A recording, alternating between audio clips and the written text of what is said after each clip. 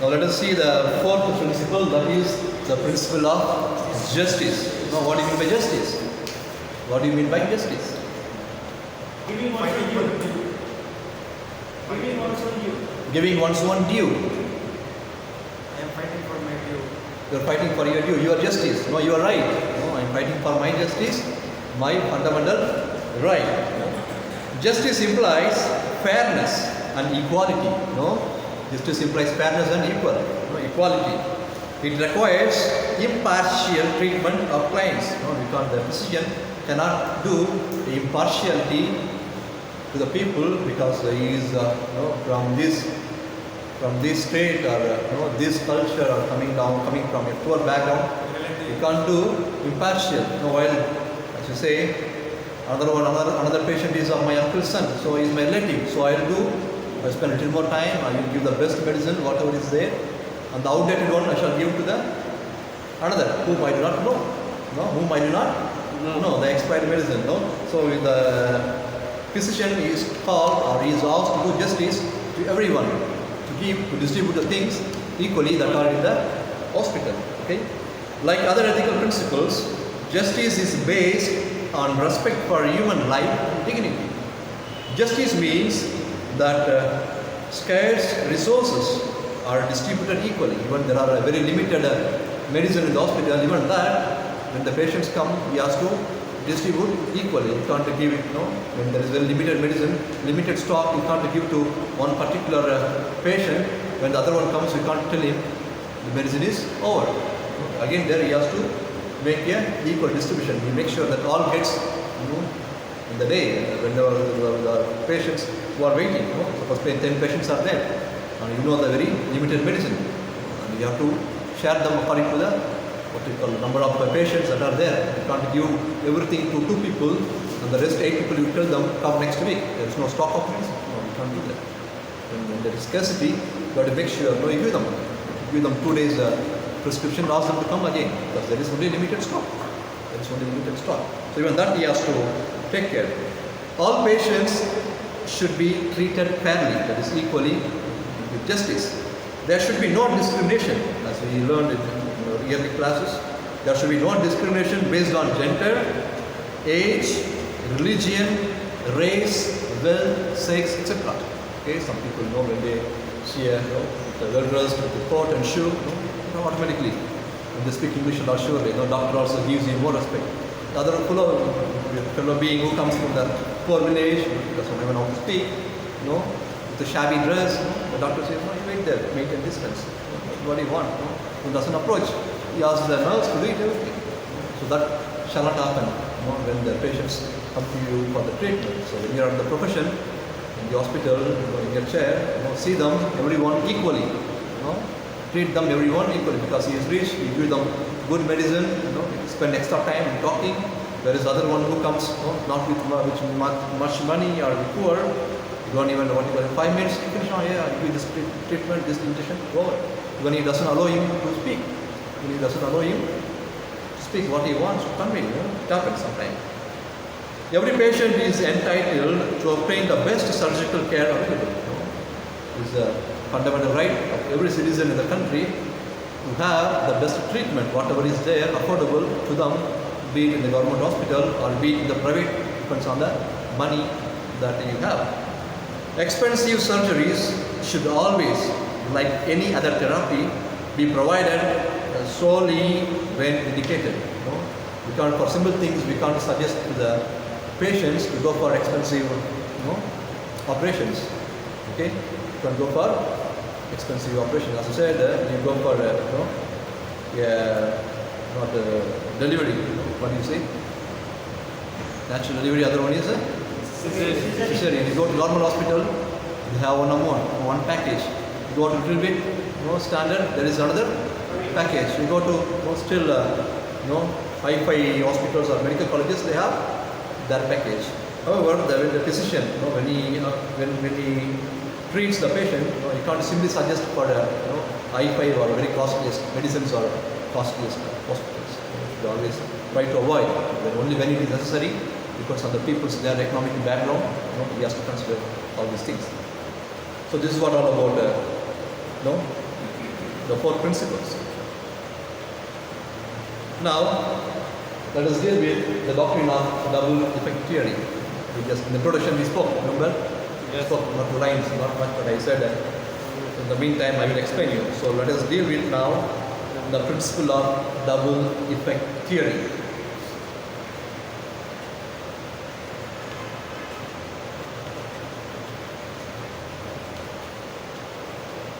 Okay? People follow the principle of double effect theory in many situations in our life, in the area of bioethics, biomedical ethics. When they have to decide whether to do something that will have two effects at the same time. There is one act, but it will have two effects. One is always good, other one is always bad. So one good, the other evil. We know that we are never allowed to cause moral evil directly. Okay? It is what you call it. It is not permissible to do directly, going for evil. You are doing good, but meantime it happens. The bad result. That is okay, but your intention should be clear. You do good always. Okay? Choosing moral evil to attain a proposed good is never acceptable, permissible in our moral theology. Choosing or doing moral evil so that I may get some good. That is not admitted, that is not allowed in our moral theology. Okay? Now, we are not talking about an action with two evil effects. Okay? The principle of double effect theory is not an action with two evil effects. Nor we are talking an action with two good effects. Okay? See the difference. We are not talking about two bad effects. Neither we are talking about two good effects here. We are not talking about an action which is the principle of lesser evil. No, we are not talking which is the lesser evil, other one is greater evil. No, that is different. That is different notion, different idea. We are talking about the principle of double effect theory. But we are talking about an action which produces two effects. One is always good, the other one is always bad. And we want to analyze them, which has got the moral quality. Okay? An action that produces two effects, one good, one bad. So, to fulfill this double effect theory, there are four conditions to be followed, or four conditions to be met. Okay? The first one, the action itself must be morally good. Okay? The action, the act that you are doing must be morally good. And the intention or the purpose is good. Both the intention and the object. The moral object is good, and my intention for performing an act, that particular act is supposed to be good. Okay? Example, I have given. Somebody could read. Example. In one time, I seen an enemy warship which also gives a few civilizations on board. Good. So example is in wartime, I sink an enemy warship which also kills a few civilians on the board. Imagine there is it's one example, okay? An example. There is at the India and China border there's a problem these days. They are trying to occupy our Indian space, and it's always tension on the borders.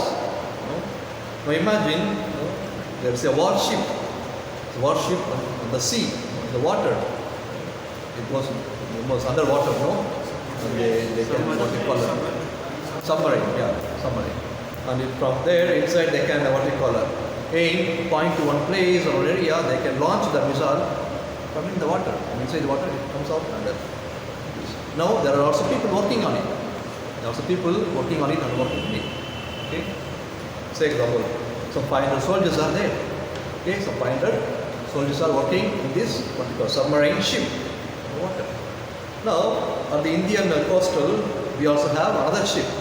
Okay, another ship and what you call that? Navy. With the ships and what you call the missiles and the war birds are ready. You understand war bird? This will be bought from France. Rafale, what you call it, aircraft. So they are also ready. Okay, they are ready. Now we know that if you would allow, they are going to launch this missile on the border or where our Indian population is there. If you launch, surely not only the place, also so many deaths, so many deaths, so many deaths will take place at their launch. Ooh, from Chinese, okay? And we know where the ship is. We know it's time to attack. So we also send the missile and what you call, the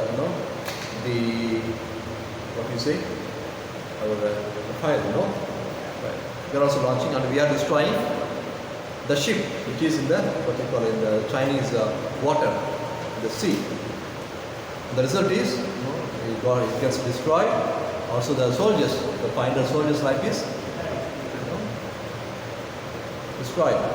Now we are not talking as we are talking about two results which are evil or two results which are good, neither lesser evil, greater evil. No, we are talking about one act having one good and one other bad. Okay.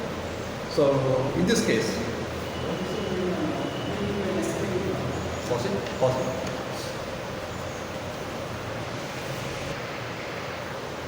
So it is better that I destroy the Chinese submarine ship which is in the water, who are only 300 or 400 soldiers inside, than getting killed my own people.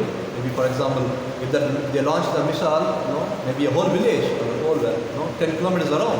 Imagine so much of natural products, natural things along with human beings are destroyed. So I go for what you call killing or what you call destroying the other. So act is one. Act is one. One is good. Which is good? I am going to destroy the Chinese ship. Okay? So that they can attack our country or attack my people. And the result, another result bad, which is killing of 500 soldiers who are in the ship. So here my intention is not the soldiers. My intention is not the soldiers. My intention is to destroy the sinking ship, what you call it, the warship which is in the water, so that they can't do any attack against my country, my innocent people. Okay, you get me the example? Yes. Is it clear? Yes. Good. And the second condition is the good effect is intended, and the bad effect though foreseen but not intended. Okay? The good effect, for example, we said that we want to destroy the warship, the submarine. That is a good effect. That's a good intention. And the bad thing is losing up those 500 soldiers. We know that they are going to die because they are going to destroy that. But I'm not trying exactly the soldiers. I'm not going to shoot down the soldiers. So I also can shoot down the soldiers, and leave the ship without anybody. But option is said. But then I want to make sure the ship which has got the capacity to launch the missiles, I'm going to destroy. So my intention is the warship, not the soldiers who are inside. Okay. The good effect is self-defense of a nation in a just wartime. And the bad effect could be killing of innocent people who are in the ship. That's just what I said. The killing of the innocent people is foreseen obviously, but not intended. Okay. My aim, my intention is to destroy the ship, not the people, not the human beings. But then there is also bad result. The bad result, they happen to be there. They happen to be in the ship and they also get died. Okay. So my intention is clear. Obvious. Okay. I want to destroy the warship. So that is the second condition. Okay. Now the third condition is the good effect is not achieved by means of the bad effect. The good effect is not achieved by means of, by doing evil, by harming you. I'm not getting the good. Okay. Now, what do I mean by that? So the death of the civilians on the ship is not the cause of the destruction of the warship. If there were no civilians on the warship, we would have still launched those missiles, and the death of those civilians is not the means by which that ship sinks without weapons on it. Now, what I want to say is, imagine, the warship, the submarine is there, and even if there were no civilians, soldiers, we are sure that we are going to launch our missile against that warship, because they are not going to launch, they are going to launch against us. They are going to kill many people. They are going to kill many innocent. Self-defense of our own country. Okay? So my intention is clear. My intention is clear. I'm going to destroy only the warship.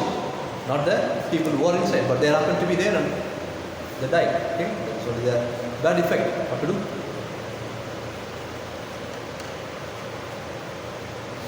I shall give another example. I cannot steal in order to buy a gift for my sister. I cannot steal in order to buy a gift for my sister's birthday. Stealing is an act of for evil. Thou shalt not steal is a commandment. Now stealing is bad, but giving gift is always good. I want to please my sister, on her birthday, or I want to please my girlfriend, as a boyfriend of my. I want to please her, so I want to buy a gift. Now gift, the cost is so much, I'm not affordable. I don't have the money. So what I do? I go and steal, give the gift, the present to my girlfriend or my sister. We have two acts. One is stealing, which is bad. Another act is good. Giving gift. So this is not permitted. This is not permitted. I cannot steal in order to buy a gift for my sister. I am stealing, that's something bad. Stealing is something bad and evil, and I cannot do that in order to do something good to give someone. I can't do evil in order to achieve, or not to do something good. You get me what I want to say? Yes. Okay, good. So that's the point in the third dimension here. I shall give another example. I copy in the exam in order to pass. I copy in the exam in order to pass. Copying is is not it's a good act. Morally evil, also what is it? Not discipline, not disciplined man. You're supposed to study and write whatever you know. Even if you're not getting through the exam, you come for rewriting, reappear, second time, third time you pass through. But copying is bad. Copying is it's not permitted. No, you should marry, right? So here, I copy the exam in order to pass. Passing is a good thing, Passing in the exam is a good thing. And you are promoted to the next stage of the formation or next stage of class.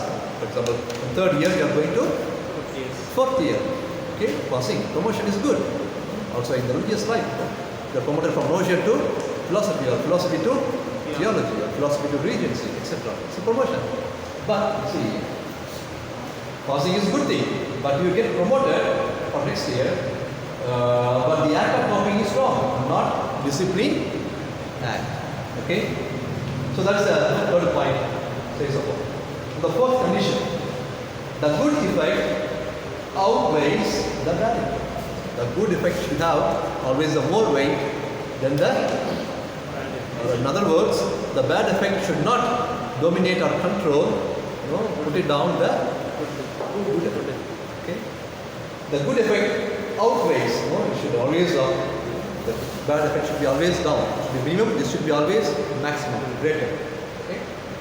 Again, the same example. Singing of a warship filled with weapons and enemy soldiers versus singing a luxury linear filled with primarily civilians that has one handgun on board. Okay? Now imagine there are two warships, one is filled with weapons, missiles. Another warship is only few people under only handgun.